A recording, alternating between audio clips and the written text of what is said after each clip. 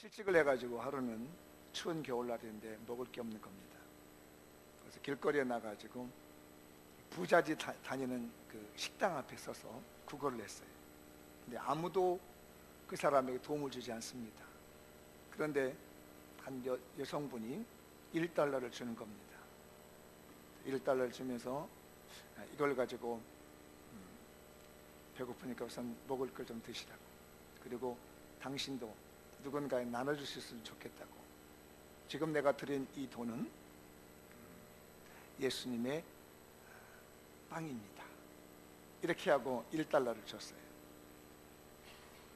그래서 이 사람이 얼른 배가 고파서 50센트를 가지고 빵을 하나 사 먹었습니다. 남겨뒀는데 자기가 빵을 먹는 모습을 할아버지 한 분이 보고 있는 거예요. 뻘끄러미 쳐다보니까 그냥 먹을 수가 없죠. 그래서 그 50센트를 할아버지에게 드렸습니다. 할아버지, 이거 가지고 가서 빵이나 하나 사잡수세요.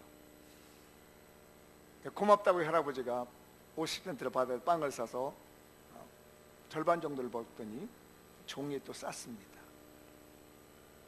왜 싸시냐고, 다 드시려고, 내일 잡수시려고 그러냐고 그랬더니 이 할아버지가 아니라고, 저 건너편에 있는 구두 닦고 있는 저 소년에게 주고 싶다고, 내가 다 먹을 수는 없다고. 할아버지가 다 드시지 않고 종이에 싸가지고 길 건너편에 있는 구두 닦기에게 주었어요. 그랬더니 구두 닦는 소년이 그걸 맛있게 먹습니다. 근데 강아지 한 마리가 이렇게 졸졸졸 그 소년 앞에 오는 거예요. 그러니까 이 소년이 먹다가 남은 부스러기를 이 강아지에게 주었습니다. 이 강아지가 또 꼬리를 살랑살랑해서 고맙다고 그걸 핥아 먹는데, 그렇게 하고 이 구두 닦기 소년도 자기 길을 가고 할아버지도 자기 길을 갔어요. 이 돈이라고 하는 이 사람이 보니까 강아지가 이렇게 보이는 거예요. 근데 요게 명찰이 하나 붙어 있습니다. 그거보다 주소가 적어지는 겁니다. 이 강아지가 길을 잃은 거예요. 제가 그 강아지의 주소지를 찾아서 그 집에 가서 문을 띵동 눌렀습니다. 그랬더니 그 주인이 고맙다고 10달러를 주더랍니다. 그러면서 하는 말이, 당신같이 마음이 좋은 사람이라면 우리 회사에 와서 일하십시오 라고 하면서 직장까지 선뜻 허락해서 다음 날부터 출근했다고 하는 하나의 짧은 소설입니다. 사랑하는 우리 장미연교회 성도들이요, 이번 설명절이 나눔의 설명절이 됐으면 좋겠습니다. 제가 드린 이, 열어보시면 알겠지만 큰 돈은 아닙니다만은 이런 것들이 우리 교회에서 나눔이 됐으면 좋겠고, 선진 축복이 교회를 통해서 나타났으면 좋겠습니다. 우선적으로 우리 교인들에게 하나님의 축복이 임하고, 점진적으로 우리 교인들을 통해서 주변 사람들에게 예수님의 축복의 물결이 흘러나갔으면 합니다. 이번에 작은 것을 우리가 받았을지라도 나눴으면 좋겠어요. 여러분 마음속에 있는 것 중에 나눌 게 참 많습니다. 그 중에 저는 예수님이라고 봅니다. 우리 마음속에 있는 예수님을 많은 사람들에게 나누는 것만큼 최고의 나눔이 아닐까, 그게 오늘 본문의 말씀이 되겠습니다. 지난주부터 저희가 사도행전을 강의하고 있는데, 지난주는 전능하신 하나님 아버지, 창조주 하나님에 대해서 말씀드렸지, 오늘은 예수님에 대한 말씀입니다. 그래서 그 사도신경에 대한 두 번째 파트, 예수님에 대한 부분입니다.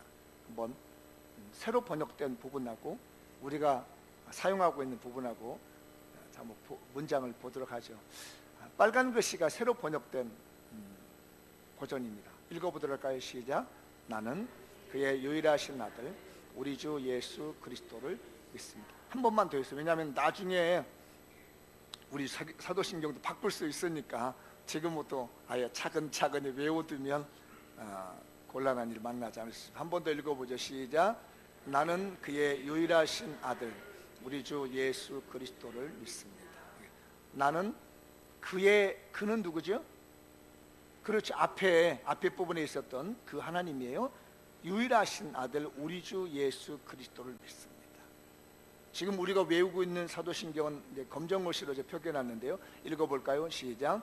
그 외아들 우리 주 예수 그리스도를 믿사오니. 이렇게 되어 있습니다. 그래서 약간의 제가 이 어순을 약간 흔들어 가지고 설교를 좀 정리했습니다. 이런 어순에 따라서 설교를 하면 좋을 것 같은데, 제가 이 설교를 하다가 이 어순에 따라서 설교를 하면 논리적 정제가 잘 안 되는 것 같아서 좀 순서를 바꿔가지고 어떤 그 의미가 무엇인지 문맥적으로는 이런 문맥으로 이해하시고, 여기서 주는 단어가 뭔지 전체적인 문맥보다는 제가 한 단어 한 단어가 주고 있는 그런 의미가 무엇인지를 오늘 설교 시간에는 잠깐 살펴보려고 합니다. 첫 번째 뭐냐면 나는 예수님을 믿습니다. 읽어보죠. 시작. 나는 예수님을 믿습니다. 한 번 더 시작. 그렇습니다. 우리가 나는 예수님을 믿는다고 하는데 예수님을 믿는다는 것이 무엇을 의미하는 것인지를 좀 봐야 되겠습니다. 자, 참고 성경이 마태복음 1장 21절입니다. 읽어보도록 하죠. 시작. 아들을 낳으려니 그 이름을 예수라 하라. 이는 그가 자기 백성을 그들의 죄에서 구원할 자이심이라 하니라. 여기 보면 예수라고 하는 이름 가운데 그 뜻이 무엇인가를 말해주고 있습니다. 예수는 뭐라고요? 자기 백성을 그들의 죄에서 구원할 자라는 뜻을 가지고 있습니다. 그런데 구약 성경을 보면 예수님이라고 하는 이름과 동일한 사람이 있습니다. 혹시 어려운 질문인데 하나 제가 질문해 볼 테니까 답변해 보세요. 구약 성경을 쓴 언어가 무슨 언어죠? 혹시 아시나요? 구약 성경을 쓴 언어가 있습니다. 무슨 어예요? 주 언어는 히브리어입니다. 아람어는 일부 들어 있습니다. 그래서 대부분들이 그냥 주 언어 하면 히브리어라고도 이스라엘어라고 하죠. 히브리어입니다. 신약은 혹시 뭘로 쓴지 아십니까? 헬라어라고 하죠. 그리스어라고 합니다. 뭐 히라버라고도 하죠. 그겁니다. 그러니까 나라 말이 다른 거예요. 그러다 보니까 구약 성경에도 이 구원이라는 뜻을 가지고 있는 사람의 이름이 있어요. 그 이름이 누구냐면 여호수아라는 이름이 구원이라는 이름을 가지고 있습니다. 또 누가 있냐면 호세아라는 말이 구원이라는 뜻을 가지고 있습니다. 그리고 또 있는데 예수아라고 하는 이름이 구원이라는 뜻을 가지고 있어요. 그리고 요즘 말로 하면 영어와 우리말의 차이라고 보면 되겠지요. 그러니까 구약의 히브리어는 구원이라는 뜻을 가지면 여호수아, 호세아, 예수아 이렇게 이건 구원 이런 뜻을 가지고 있는 거예요. 근데 그 말이 이제 신약으로 넘어오면서 예수 이렇게 바뀐 거예요. 영어로는 예수를 혹시 뭐라고 바라본 줄 아세요? 지저스라고 하죠. 이런 차이란 말입니다. 아시겠죠? 그러니까 구약 성경은 호세아, 여호수아, 예수하면 무조건 구원이에요. 신약에 와서는 예수하면 구원이 되는 거예요. 그런데 이런 이름이 많은 것처럼 당시에 이런 구원이라는 뜻을 가지고 있는 헬라어로 예수라는 사람이 많이 있었습니다. 이름이 우리 일본 시대 때 이름이 경자라고 있잖아요. 우리 교회도 경자가 지금 내 얼른 생각이 두 경자가 있어. 맞나요? 더 있나? 경자가 또 있나? 아니 지금 경자 얘기하고 있는데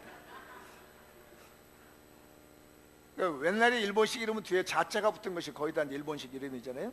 그러니까 경자라는 그분이 우리 교회만 해도 벌써 두 분 있습니다.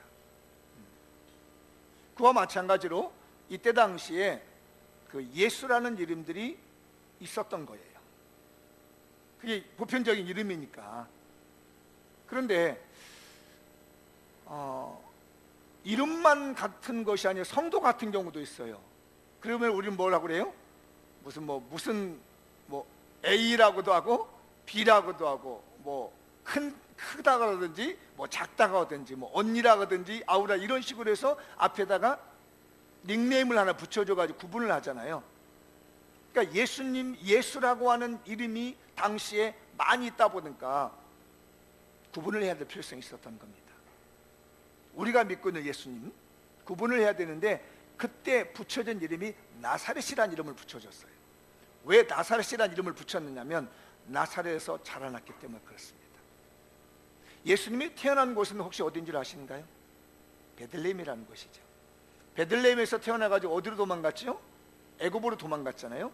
애굽으로 도망을 갔다가 다시 온 곳이 갈릴리 지방에 있는 나사렛이라는 동네에서 사신 거예요.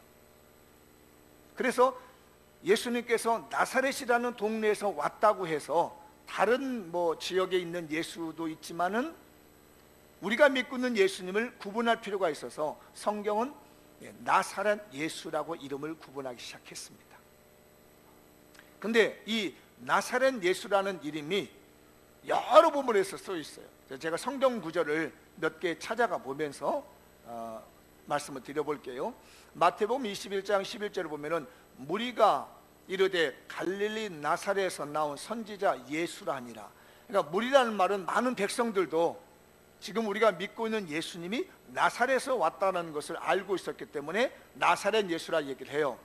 그 다음에 마가복음 1장 24절에 보면 귀신이 하는 얘기입니다.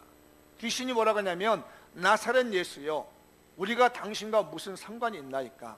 우리를 멸하러 왔나이까? 나는 당신이 누구인 줄 아노니 하나님의 거룩한 자입니다. 그러니까 귀신도 뭐라고 하냐면 나사렛 예수라고 구분해서 부르고 있는 거예요. 그러니까 동네 사람 여러 사람들도 나사렛 예수라고 구분하지만 귀신도 예수님을 그냥 예수님이라고 말하지 않고 나사렛 예수라고 얘기합니다. 그러니까 정확하게 구분하는 거죠. 다음에요. 이제 요한복음 1장 45절에 보면 빌립이라고 하는 이제 제자가 되기 전 얘기입니다. 빌립이 나다넬을 찾아 이르되 모세가 율법에 기록하였고 여러 선지자가 기록한 그 일을 우리가 만났으니 요셉의 아들 나사렛 예수라. 그러니까 제자들도 구분했어요. 요한복음 19장 19절도 보면 빌라도가 패를 써서 십자가에 붙이니 나사렛 예수 유대인의 왕이라 기록되었더라. 빌라도라는 사람도 구분했습니다. 예수님을. 그러니까 왜냐하면 아까 말씀대로 여러 예수들이 있다 보니까 지금 여기 우리의 구원주가 되신 예수님을 구분할 필요가 있어서 나사렛이란 동네 이름을 붙여서 나사렛 예수 이렇게 합니다. 그런데 이 예수는 우리에게서 구원을 주시는 분이라는 거예요. 그래서 제가 영어를 일부러 구분해서 써봤습니다. 요즘도 넘겨봐요. 제 소문자로 지저스라고 썼습니다. 그때 당시는 소문자로 쓸 수 있는 보통 명사들이 많이 있었습니다. 보통적으로 했으면 우리는 반드시 대문자로 써야 됩니다. 예수. 왜냐하면 예수님은 우리를 죄에서 구원하시는 유일하신 분이다. 나는 예수님을 믿습니다 라고 말할 때는 뭐냐면 우리를 죄에서 구원하실 수 있는 분은 여러 사람이 있는 것이 아니라 유일하신 예수, 나사렛 예수. 근데 오늘날에는 우리가 나사렛이라는 말을 쓸 필요가 있느냐 없느냐? 쓸 필요가 없습니다. 왜냐하면 그때 당시는 예수님의 이름이라는 것이 저렇게 보통 명사처럼 지저스가 소문자로 되어 있는 사람들이 많이 있었지만 그렇게 구분할 필요가 있지만 이 시대에 와가지고는 예수님 하면 딱 한 분인 거예요. 유일하신 분 한 분이기 때문에 그냥 요즘은 그냥 예수님을 믿습니다만 해도 돼요. 나사렛 예수님을 믿습니다 말하지 않아도 되고요. 나는 예수님을 믿습니다. 그러니까 나는 예수님을 믿는다는 얘기는 예수님은 나를 구원해 줄 수 있는 유일한 분이십니다. 나를 죄에서 구원하실 수 있는 유일한 분이 누구냐? 그분이 예수님이십니다. 여러분 이 예수님을 고백할 수 있길 바랍니다. 또 다른 분이 여러분을 구원하는 게 아니에요.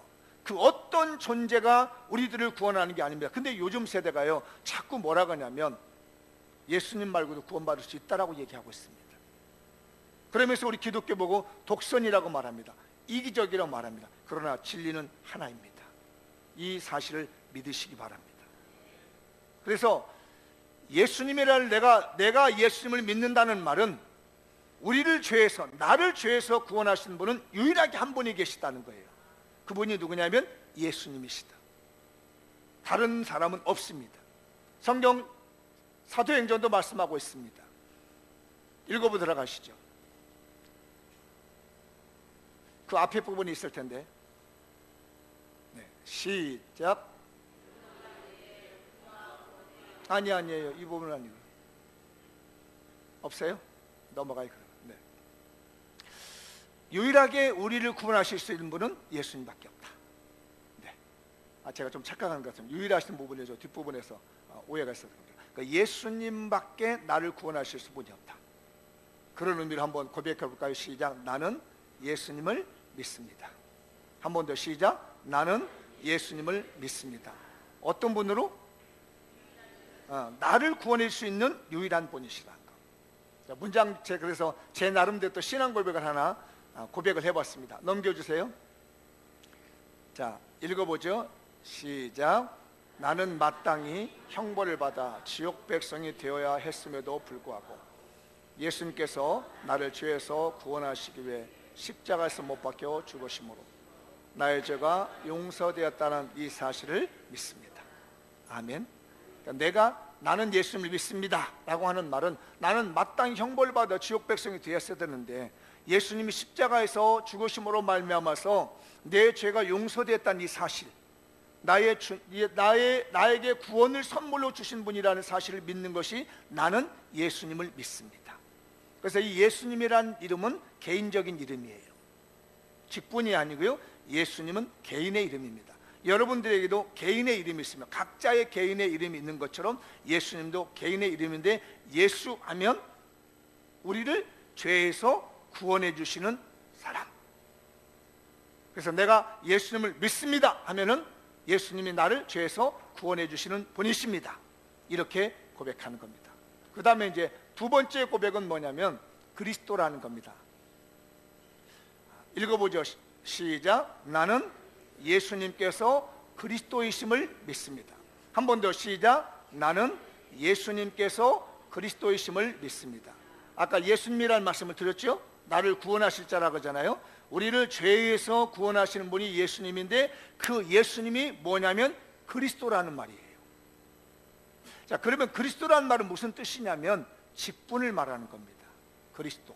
원래 이 그리스도라는 말을 아까 구약과 신약의 말이 틀리다는 걸 아시죠? 구약은 무슨 말로 되어 있다고요? 히브리어로 되어 있고 신약은 헬라어로 되어 있는 거죠. 그런 것처럼 이 구약에서는 그리스도라고 말하지 않고 마시아호라고 이렇게 합니다. 마시아호.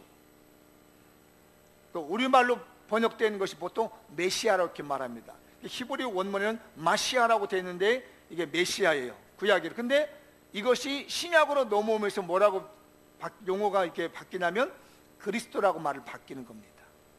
그런데 이 마시아라는 말은 좀 어려운 얘기인데요, 어떤 모양을 말해주는 거예요. 형태를 말해주는 단어이고요, 그리스도라는 것은 어떤 사람을 말해주는 거예요.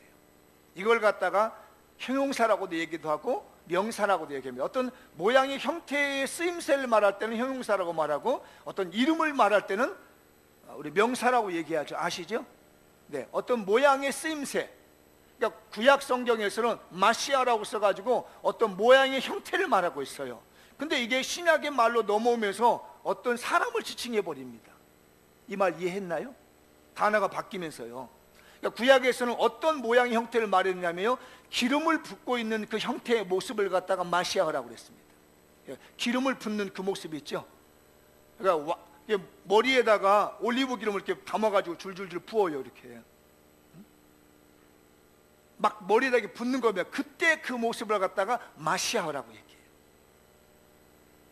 그러면 이렇게 기름을 막 부으는 그 형태를 가지고 있는 것이 있는데 그게 세 사람에게 기름을 부어줍니다. 아무에게나 이런 기름을 부어준 게 아니었어요. 구약 성경에서는 올리브 기름통을 갖다가 이만한 곳에 담아가지고 머리에다가 막 부어주는데 이때 세 사람에게 기름을 부어주는 거예요. 첫 번째 제사장에게 기름을 붓습니다. 이 제사장은 뭐 하는 사람이냐면요, 하나님과 사람 사이에 중보해 주는 겁니다. 중간에서 하나님과 사람의 사이를 중보해 주는데 여기 레위기 4장 3절에 보면 만일 기름 부음을 받은 제사장이 이렇게 나오죠. 그러니까 기름을 이렇게 부어준 거예요. 그 마시아라는 말이 기름을 붓는 형태. 그 다음에 왕을 세울 때도 기름을 이렇게 붓습니다. 왕은 뭐예요? 백성을 통치한 하나님의 형상입니다. 왕의 형상에서 하나님의 형상을 보는데 하나님께서 이렇게 통치하시고 다스리는 모습을 보는 거예요. 그래서 이 사무엘상 16장 13절은 다윗에게 왕이 되게끔 기름을 붓는 모습입니다. 그 다음에 마지막 하나가 있죠. 선지자를 세울 때 기름을 붓습니다. 하나님의 뜻을 전달하는 하나님의 입이라고 합니다. 이 선지자는 열왕기상 19장 16절을 보면 그렇게 나오죠. 사바스의 아들 엘리사에게 기름을 부어. 그러니까 구약에서는 기름을 붓는 형태의 모습을 갖다가 메시아라고 얘기를 하는 거예요. 그렇게 쓰이던 이런 단어가 사람을 말하지 아니하고 기름을 붓고 있는 그 모습을 말해주는 이 단어가 신약에 오면서 사람으로 바뀌었어요. 이 세 가지 일을 할 수 있는 사람, 제사장이고 왕이고 선지자의 직분을 한 몸에 받은 사람이 있다는 얘기입니다. 과거에는 구약에서는 각각 따로였습니다. 왕이 따로 있고 제사장이 따로 있고 선지자가 따로 있고, 물론 선지자하고 제사장이 같이 있었던 경우도 있습니다. 이를테면 에스겔 같은 사람들. 에스겔은 처음에는 제사장이었는데 나중에 선지자로 기름 부음을 받게 되는 겁니다. 이런 경우는 있지만 왕이 제사장이 되는 경우는 없었고요, 제사장이 왕이 되는 경우는 없었습니다. 그래서 각각이 다른 직분을 가졌는데 신약에 오면서 이 세 가지의 일을 할 수 있는 사람이 등장하는 겁니다. 그래서 유대인들이 기다리는 게 뭐냐, 그게 메시아라는 겁니다. 기름 부음을 받은 메시아, 마시아가 와야 되는데, 기름 부음 받은 어떤 존재가 와야 되는데 그걸 기다렸던 거예요. 그래서 예수님께서 그리스도가 되신다는 것은 구약적인 말보다는 훨씬 더 의미가 깊은 거예요. 아까 구약은 어떤 형태를 말한다고 그랬죠. 기름을 부어준 형태에 있는데 신약에 와서 그게 사람이 되었는데 그게 바로 예수님이라는 거예요. 그러니까 예수님은 어떤 분이라고요? 나의 제사장이라는 겁니다. 내 죄를 용서하실 수 있는 분, 하나님과 나와의 관계에 있어서 죄 지은 부분을, 내 죄를 용서해 줄 수 있는 분이 있는데 그분이 예수님이시라는 거예요. 또 내 인생을 하나님께서 다스려주고 통치하셔서 하나님의 법에 벗어나지 않게끔 하시는 분이 누구라고요? 그분이 바로 예수님이시라는 거예요. 또한 내가 천국 가는 길을 알지 못하는데 이 예수님께서 나에게 천국 가는 길을 보여주시고 천국 가는 길을 가르쳐 주셔서 그 천국의 길을 가도록 인도해 주시는 분은 뭐라고요? 선지자시라는 거예요. 이 모든 세 가지, 왕이 되시고 제사장이 되시고 선지자가 되시는 분이 바로 나의 죄를 용서해 주시는 예수님이시다. 그래서 나는 예수님께서 그리스도이심을 믿습니다, 이런 말은 예수님은 나에게서 왕이 되시며 예수님은 나에게 제사장이 되시며 예수님은 나에게 선지자가 되십니다. 예수님께서 내 죄를 다 용서해 준 중보자가 되시며 나를 잘 다스려 하나님 백성 만드시며 내가 천국길을 갈 수 있도록 보여주시고 가르쳐주시고 인도하시는 나의 메시아이십니다. 그것이 바로 나는 예수님께서 그리스도이심을 믿습니다. 그렇게 보면 예수님은 구원이라는 죄에서 구원한다고 하는 이름을 갖는 것이고, 그리스도라는 것은 뭐예요? 직분을 말하는 거예요. 그런데 이 그리스도라는 직분은 딱 하나밖에 없는 겁니다. 왕이시면서 제사장이시면서 선지자였던 분은 인류 역사상에 아무도 없는 거예요. 딱 한 분, 유일하신 분, 누구? 예수님. 그래서 오늘 우리가 부를 때 그냥 그리스도 해도 예수님, 그리고 예수님 해도 그리스도, 이게 문제가 없습니다. 그러니까 여러분들이 부를 때 예수 그리스도 이렇게 부르셔도 되고, 그냥 예수님하고 부르셔도 되고, 그냥 그리스도에도 부르시면 다 그분이 한 분으로 통하는 줄 믿습니다. 왜냐하면 그리스도라고 하는 이 삼중직을 가질 수 있는 사람은 인류 역사상 아무도 없기 때문에 그렇습니다. 구약에서는 그것이 이루어질 수 없었지만 신약에 와서 주는 그리스도시요 살아계신 하나님의 아들이라고 하는 이런 고백 속에서 보다시피 이 그리스도가 이런 삼중직을 가지고 계신 우리 예수님이라는 사실입니다. 아시겠나요? 그래서 제가 요걸 가지고 제 나름대로 또 신앙을 고백해 봤습니다. 읽어보도록 하죠. 좀 길게 문장을 썼는데요. 자, 시작. 자기 백성을 그들의 죄에서 구원하신 예수님은, 그러죠? 아까 거기까지 예수님에 대한 거예요.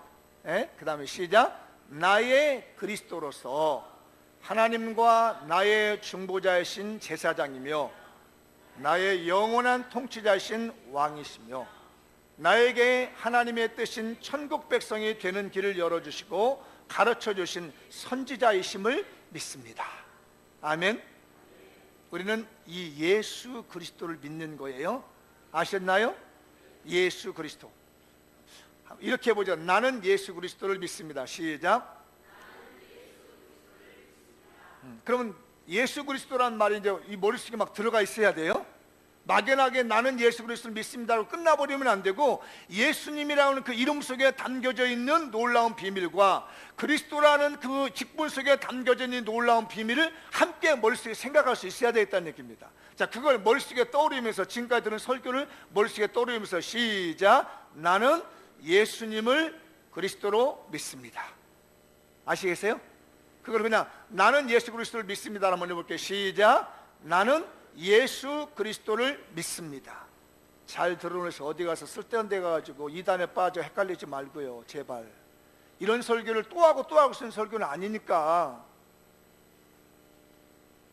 한 번 더. 나는 예수 그리스도를 믿습니다. 시작. 나는 예수 그리스도를 믿습니다. 그렇죠?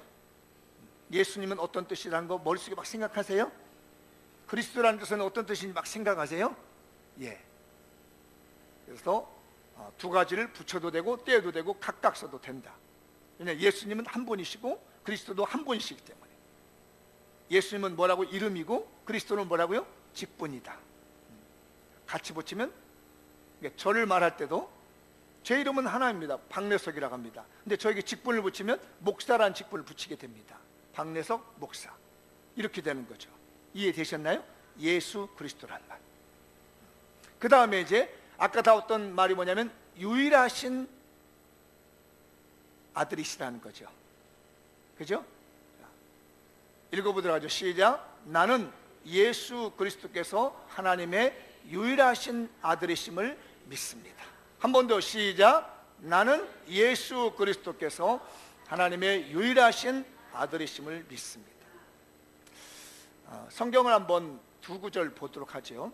마태복음 16장 16절하고 요한복음 1장 18절 다 같이 시작. 시몬 베드로가 대답하여 이르시되 주는 그리스도시요 살아계신 하나님의 아들이십니다. 이게 나오죠. 그 다음에 요한복음 1장 18절을 잘 보면 여기에 특이한 단어가 하나 나옵니다. 시작. 본래 하나님을 본 사람이 없으되 아버지 품속에 있는 독생하신 하나님이 나타내셨느니라. 아버지 품속에 있는 독생하신 하나님. 그러니까 이 독생하신 하나님이 누구를 말하고 있냐면 예수님을 말하고 있는 거거든요. 아버지 품속에 있었던 독생하신 그 하나님이 예수님인데 그분이 나타나셨다는 거예요. 그런데 여기 독생하신다는 말이 여기 쓰여있는 성경으로 보면요, 유일하시다니란 말도 있습니다. 모노게네스라고 하는 건데 유일하다는 말도 있어요. 독생했다는 말도 있고, 이 단어를 다르게 표현하면 유일하다는 표현입니다. 그래서 우리 사도신경에서 이번에 번역을 바꾸면서요, 아까 독생이라는 단어를 갖다가 유일하신 아들로 바꿨습니다. 왜 그러냐면 저 단어가 가지고 있는 의미가 유일하다는 의미를 가지고 있어요. 그럼 한번 생각해 보세요. 독생한다는 말과 유일하다는 말의 차이점이 뭐 있는지 잘 생각해 보세요. 큰 차이가 없는 것 같지만 그래도 유일하다는 것은요, 딱 하나밖에 없다는 얘기입니다. 근데 독생하다는 것은 뭐 또 다른 뭐를 생각하게 만들기 때문에 이번에 사도신경을 번역을 바꾸면서 독생하다는 말보다는 유일하다는 말로 바꾼 거예요. 저도 그래서 이런 유일하다는 의미가 더 낫겠다 싶어진 생각. 우리를 구하신 데 있어서 유일하신 분이 있다는 얘기죠. 그분은 예수 그리스도다. 네, 이해되셨나요? 그 어떤 이름으로도 우리를 구원할 수 있는 게 아니라, 제가 아까 앞에 부분의 설교와 이 부분하고 좀 연결하다 보니까 성경 구조에 약간 착오가 생겼습니다. 사도행전 4장에 있는 말씀을 한번 보도록 하죠. 12절 시작. 다른 이로서는 구원받을 수 없나니 천하 사람 중에 구원받을 만한 다른 이름을 우리에게 주신 일이 없음이라 하였더라.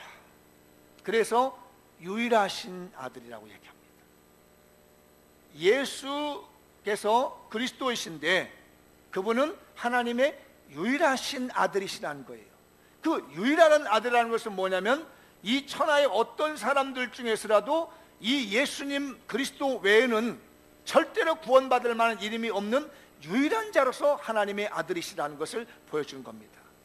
다시 반복하는 겁니다. 왜 그러냐면 요즘은 자꾸 시대가 말이에요, 예수님 말고도 누군가가 구원할 수 있다라고 생각합니다. 이런 예를 거예요. 불교 믿는 사람 잘 믿어라. 왜 잘 믿느냐? 그 사람도 얼굴 급락 가려고 믿는 거 아니냐는 얘기예요. 뭐 또 다른 종교 잘 믿어라. 그것도 결국은 다 좋은 데 가려고 하는 거 아니냐는 얘기예요. 사람의 용어만 틀릴 뿐이지 추구하고자 하는 것은 의미적으로 다 같다는 얘기예요. 왜 기독교만 유일하게 예수님만이 길이라고 얘기하느냐? 공자를 믿어서 따라가도 되고, 어차피 공자도 다 좋은 얘기 하는 거 아니에요. 유교를 만든 공자도 다 좋은 데 가라고 하는 거 아니고, 이슬람도 어차피 다 좋은 데 가라고 하는 거 아니냐, 기독교도 다 좋은 데 가라고. 결국 만나는 곳은 한 곳인데 왜 하필이면 자꾸 기독교만 얘기를 하느냐는 얘기예요. 그런데 분명히 말하고 있습니다. 천하 어떤 이름이라도 유일하신 예수 그리스도 이름 외에는 구원받을 만한 이름을 준 적이 없다는 것이에요. 그래서 오늘 사도신경에 유일하신 아들이 중요합니다. 예수 그리스도께서 하나님의 유일하신 아들이심을 우리는 믿어야 됩니다. 또 다른 구원자가 있는 게 아닙니다. 제발 좀 잘 좀 들어놓으셨으면 좋겠어요. 어디 가서 흔들리지 말고 말입니다. 도대체 예수 믿는 사람들이 10년 20년 믿었다 할지라도 말이에요, 누구한테 반박을 하려면 한마디도 대답 못하고 그냥 넘어가 버린다는 얘기예요. 그래놓고 말하면 교회에서 가르쳐준 적이 없다는 얘기입니다.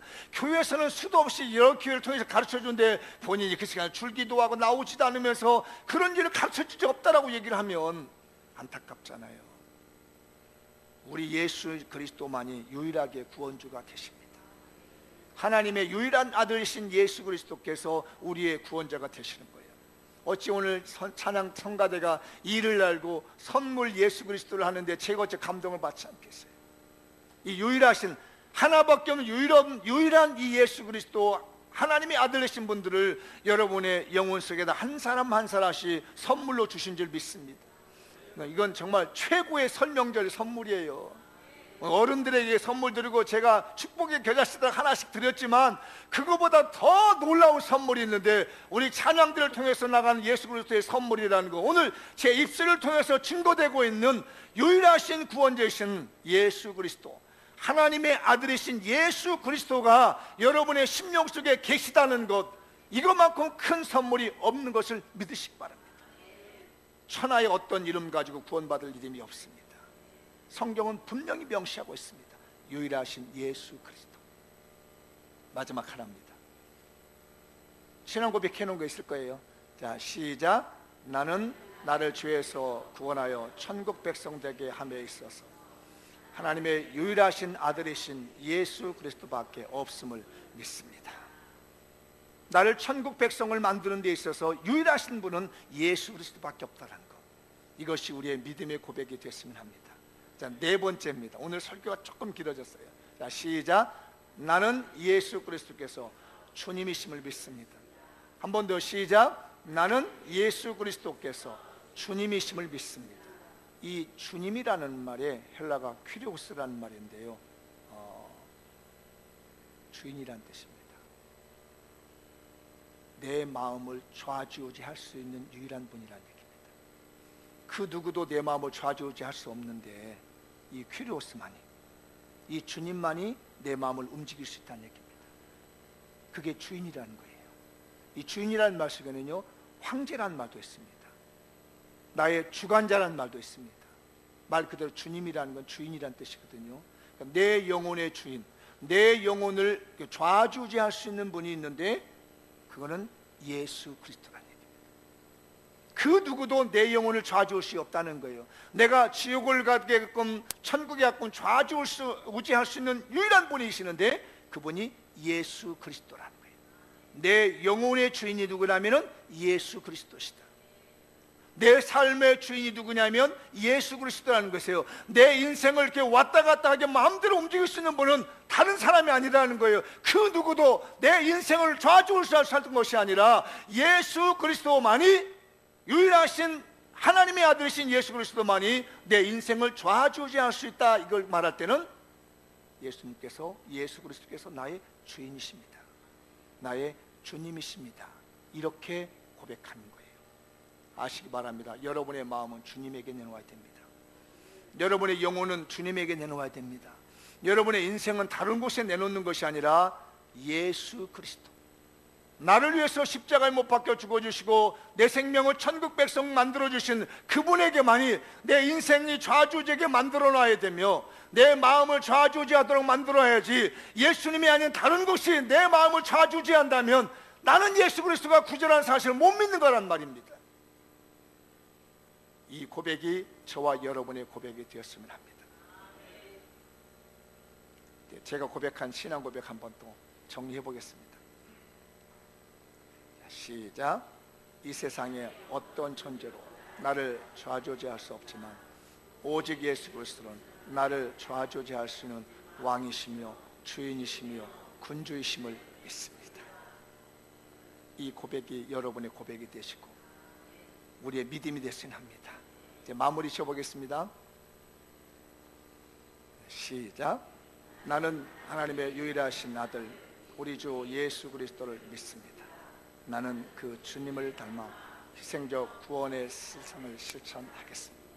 여러분, 하나님의 유일하신 아들 우리 주 예수 그리스도를 믿으시고 우리 예수님이 우리에게 보여주신 그 희생적 헌신적 구원의 사랑을 세상에 보일 수 있는 하나님의 백성이 되었으면 합니다. 다 같이 자리에 일어나